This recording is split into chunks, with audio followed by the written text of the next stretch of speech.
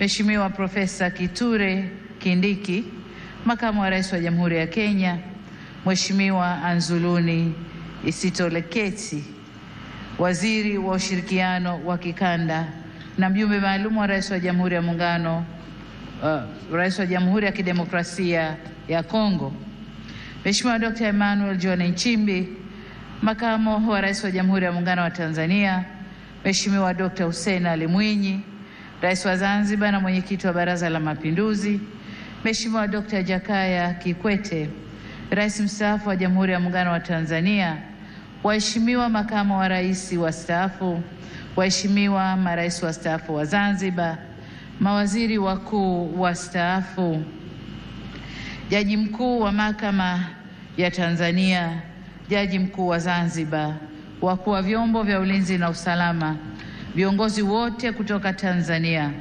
mwenyekiti wa Tume Huru ya Taifa ya Uchaguzi, viongozi wa vyama rafiki Frelimo na CNDD-FDD na vyama vya siasa vya hapa nchini, waheshimiwa mabalozi, wakuu wa taasisi na mashirika ya kimataifa na wawakilishi wa nchi mbalimbali, waheshimiwa wabunge wateule, wawakilishi wateule na madiwani wateule, waheshimiwa viongozi wetu wa dini, ndugu waandishi wa habari na wananchi kwa ujumla, mabibi na mabwana, Tanzania oye! Nianze kwa kumshukuru sana Mwenyezi Mungu kwa kuturuzuku uhai na kutuwezesha kushiriki sherehe hizi za kihistoria kwa taifa letu. Pili, ni washukuru Watanzania wote kwa imani yao kwa Chama cha Mapinduzi na kwa mapenzi makubwa na kutupa mimi na makamu wa rais fursa hii adhimu ya kuwatumikia. Shukrani za kipekee kwa viongozi na wanachama wa Chama cha Mapinduzi kwa namna walivyoendesha kampeni kwa mafanikio makubwa sana. Nishukuru tena Tume ya Uchaguzi kwa kuratibu na kusimamia mchakato mzima wa uchaguzi kwa ufanisi usiotiliwa shaka. Ndugu viongozi na ndugu wananchi, katika uchaguzi huu tulikuwa wagombea 17 kutoka vyama mbalimbali vya siasa nchini tukiwania nafasi ya urais wa Jamhuri ya Muungano wa Tanzania. Napenda kuwashukuru sana wenzangu 16 ambao kwa hakika wameonyesha ukomavu wa kidemokrasia kwa kuendesha kampeni ambazo tulishindana kwa hoja na sote tulionyesha kuwa siasa sio vita. Tumemaliza vyema uchaguzi na kumpongeza aliyeshinda. Aidha, nitumie fursa hii pia kumpongeza sana Rais wa Zanzibar na Mwenyekiti wa Baraza la Mapinduzi, Mheshimiwa Dr. Hussein Mwinyi na vyama vya siasa vilivyoshiriki uchaguzi Zanzibar kwa kumaliza uchaguzi kwa salama na amani. Zanzibar oye! Pongezi zangu pia ziwaendee wote walioshinda kwenye nafasi za ubunge, ujumbe wa Baraza la Wawakilishi na udiwani kote nchini. Kwa wote niwaambie, uchaguzi umekwisha. Sasa baada ya kuapa, tukafanye kazi ya kulijenga taifa letu na kujenga utu wa Mtanzania. Waheshimiwa marais, viongozi, ndugu wananchi, shughuli inakuwa nzuri na ya kufurahisha ikihudhuriwa na ndugu zako wanaokupenda. Tanzania leo imejawa na furaha kubwa kuona baadhi ya waheshimiwa marais wenzangu na viongozi mbalimbali wa nchi jirani na nchi marafiki wamejumuika nasi katika tukio hili. Pamoja na kwamba tulitoa mwaliko kwa muda mfupi, kwa wale walioshindwa kushiriki, tunatambua uzito wa majukumu yao na tunajua mioyo yao ipo pamoja nasi. Tunashukuru pia wote waliotuma salamu za pongezi kwetu. Tunasema asanteni sana. Ndugu wananchi, uchaguzi ni fursa kwa wananchi kueleza matakwa yao ya aina ya viongozi wanaodhani wataweza kuwatumikia vyema na kuwaletea maendeleo endelevu. Kipindi cha kampeni tuligawika kiitikadi na kishabiki kama taifa, ila baada ya uchaguzi kufanyika, anayechaguliwa na wengi huwa ndio chaguo la nchi na anapaswa kuwa mtumishi wa wananchi wote waliomchagua na waliochagua wagombea wengine na hata ambao hawakushiriki uchaguzi. Kwa sisi tuliochaguliwa, ahadi yetu kwenu wananchi ni kulitumikia taifa hili kwa nguvu zetu zote, vipawa vyetu vyote na maarifa yetu yote. Ndugu zangu wa Tanzania, ni vyema tutambue kwa uchaguzi mkuu wa viongozi wa serikali ni mchakato wa msimu mmoja tu ndani ya kipindi cha miaka mitano. Muda mwingine wote maisha lazima yaendelee. Hivyo basi jukumu letu sote kwa pamoja ni kujenga nchi yetu na kuifanya kesho yetu iwe bora zaidi kuliko jana yetu. Niwasihi tuendelee kuilinda itikadi yetu ya umoja na mshikamano. Ndugu zangu, wote tunaitakia mema nchi hii, tumesikitishwa na kuhuzunishwa na matukio ya uvunjifu wa amani, upotevu wa maisha na uharibifu wa mali za umma na mali za watu binafsi kwenye baadhi ya maeneo hapa nchini, hasa kwenye majiji na miji. Kilichotokea hakiendani na taswira na sifa za Kitanzania na sio Utanzania. Haikutushangaza kuona kuwa baadhi ya vijana waliokamatwa kutokana na kadhia hiyo wametoka nje ya Tanzania. Vyombo vyetu vya ulinzi na usalama vinaendelea kufuatilia na kuchunguza kwa undani zaidi kilichotokea na kuirudisha nchi katika hali tuliyoizoea kwa haraka. Kamati ya ulinzi ya kitaifa na kamati za ulinzi za mikoa na wilaya, na wataka muhakikishe kuanzia leo maisha ya wananchi yanarejea mara moja.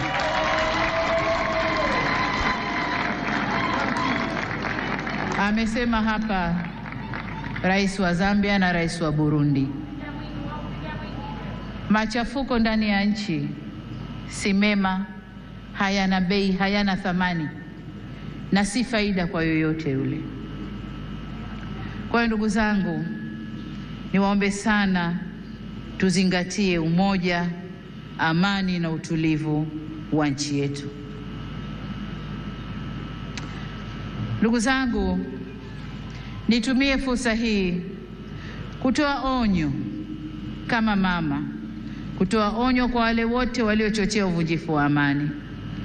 Na nawataka watambue kuwa vurugu na uvunjifu wa amani huishia kupimana nguvu na uwezo wa kujihami, ila mazungumzo huzaa mshikamano. Sasa tuchague lenye manufaa kwetu, kwani usalama wa taifa lolote hulindwa na wote kwa nguvu zote na gharama zozote. Ndugu viongozi na ndugu wananchi, kama kawaida kwa nchi zenye mfumo wa kidemokrasia hualika waangalizi wa uchaguzi kutoka jumuiya za kimataifa na kikanda kuja kushuhudia mchakato wa uchaguzi. Uwepo wao huongeza uhalali wa juhudi zetu za kuhakikisha uchaguzi unafanyika kwenye mazingira ya uwazi, haki, heshima na utawala wa sheria. Kwa muktadha huu, tunazishukuru jumuiya zote zilizoleta waangalizi wa uchaguzi. Kutoka Afrika, tulikuwa na waangalizi kutoka Umoja wa Afrika AU, Jumuiya ya Nchi za Maziwa Makuu ICGLR, Jumuiya ya Maendeleo ya Kusini mwa Afrika SADC na Jumuiya ya Afrika Mashariki EAC. Pamoja na hao, tulikuwa na wengine kutoka maeneo mbalimbali ulimwenguni.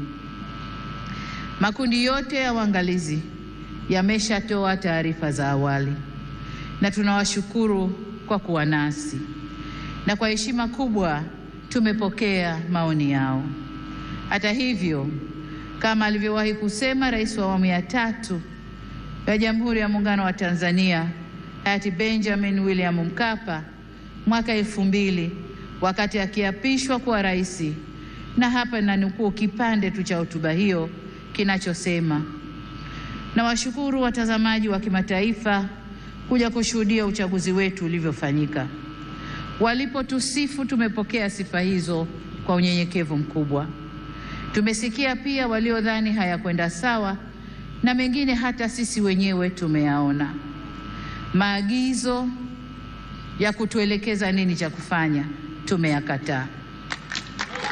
Ushauri wao tutauzingatia ili tufanye vizuri zaidi siku zijazo. Mwisho wa kunukuu. Ndugu wananchi, sifa moja ya mwanadamu ni kutokukamilika. Aliyekamilika kabisa kabisa bila kasoro yoyote ni Mwenyezi Mungu peke yake. Ndiyo maana katika shughuli au harakati za wanadamu tunaunganishwa na mawasiliano, mazungumzo na maelewano. Au kwa maneno mengine, tunaunganishwa na uwepo wa suluhu. Suluhu yenyewe sio suluhu mimi, lakini hata suluhu mimi nitafanya kazi yangu ya kuunganisha taifa. Kwa hiyo tunaunganishwa na uwepo wa suluhu ya mambo katika jamii zetu. Kama mnavyofahamu, katika kuliunganisha taifa, serikali ya awamu ya 6 tulianza na falsafa ya R4 inayosimamia misingi ya kuzungumza na kuelewana, kuvumiliana, kubadilishana au kubadilisha mwelekeo baada ya maelewano na kuendelea kujenga taifa letu. Tunapoendelea mbele, hatutachoka wala kurudi nyuma kwenye kusimamia yote yanayohusu kujenga umoja na mshikamano wa taifa letu. Ndugu wa Tanzania, mkusanyiko wetu leo hapa sio kwa ajili ya kuwazawadia walioshinda kwenye uchaguzi, la hasha, bali ni matakwa ya kikatiba ya kukabidhiwa dhamana ya kuwa mtumishi mkuu wa taifa katika kuleta maendeleo endelevu kwa maana ya uimara wa kiuchumi, kisiasa, kidiplomasia na kijamii. Ili tuweze kuyatimiza hayo, hatuna budi kuhakikisha tunahimizana umoja na upendo kwa nchi yetu. Tunadumisha amani na kuheshimu sheria za nchi. Kinyume cha hayo, maandamano, vurugu, uvunjifu wa amani husababisha maumivu na havileti manufaa wala faida kwa yoyote yule. Ni wasihi wa Tanzania, tuchague hekima badala ya ghadhabu, busara badala ya mihemuko, upendo badala ya chuki, uvumilivu badala ya vinyongo, umoja badala ya mgawanyiko, na amani badala ya vurugu. Lakini vile vile ni wajibu wetu kuchagua unyenyekevu badala ya kiburi na huruma badala ya hasira. Taifa letu ni moja na lina nguvu zaidi kuliko mtu yoyote yule. Demokrasia haipimwi kwa nani kashinda uchaguzi, bali kwa jinsi tunavyoendesha mambo yetu baada ya uchaguzi. Tutakuwa na nguvu zaidi pale kila sauti chanya au hasi zitakaposikilizwa, kuheshimiwa na kuthaminiwa, na vile vile tunapoweza kuponya wenye maumivu. Hii si kazi ya upande mmoja wa serikali peke yake, bali ni kwa kila jumuiya za wananchi, vyama vya siasa, dini zetu na kila mwananchi. Na hapa nitumie fursa hii kuwashukuru kwa dhati ya moyo wangu viongozi wa dini waliohimiza amani na upendo katika kipindi chote cha kabla uchaguzi, wakati wa uchaguzi na sasa baada ya uchaguzi, wanavyoendelea kuhimiza amani na upendo. Ndugu zangu, nimeamua kutumia jukwaa hili leo kushukuru na kupongeza kwa kumaliza uchaguzi, kuhimiza umoja na mshikamano wa kitaifa na kusisitiza kwamba Jamhuri ya Muungano wa Tanzania kama taifa ni muhimu zaidi kuliko matakwa binafsi ya mtu yoyote. Masuala ya mwelekeo wa kazi za serikali kwa miaka 5 ijayo na ufafanuzi wa kina wa hatua zitakazochukuliwa kutekeleza dhana ya kazi na utu utatolewa katika hotuba ya uzinduzi wa Bunge la 13 la Jamhuri ya Muungano wa Tanzania. Baada ya kusema hayo, niwashukuru wote kwa kujumuika nasi kwenye tukio hili muhimu na la kihistoria. Nimepokea pongezi kwa heshima kubwa, na sasa safari ya kuwatumikia Watanzania kwa kipindi cha pili cha awamu ya 6 inaanza rasmi. Nawashukuru wananchi wote wa Tanzania na ni imani yangu kwamba tutashirikiana ndani ya safari hii. Asanteni sana kwa kunisikiliza. Mungu ibariki Afrika. Mungu ibariki Tanzania. Amen, amen, amen. Asante sana Mheshimiwa Rais wa Jamhuri ya Muungano wa Tanzania. Naomba niwaalike viongozi wote na wananchi tupunge bendera juu, tumpongeze Mheshimiwa Rais.